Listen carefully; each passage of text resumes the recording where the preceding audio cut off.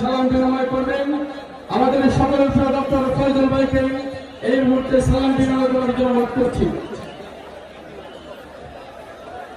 বিসমিল্লাহির রহমানির রহিম।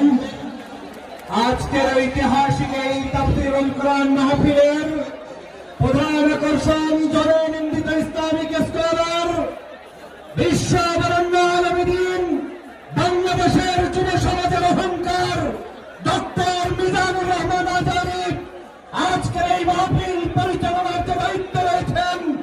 আজকের এই পেকুয়ার আপনাদের সকল উন্নয়নের মালিক জনাব মোহাম্মদ নিয়ামতুল্লাহ নিজামী সহ মঞ্চ উপবিষ্ট জাতীয় নেতৃবৃন্দ, ইসলামিক স্কলার, দল মত নির্বিশেষে এই অঞ্চলের বিভিন্ন নেতৃবৃন্দ, আসসালামু আলাইকুম ওয়া রাহমাতুল্লাহি ওয়া বারাকাতুহু।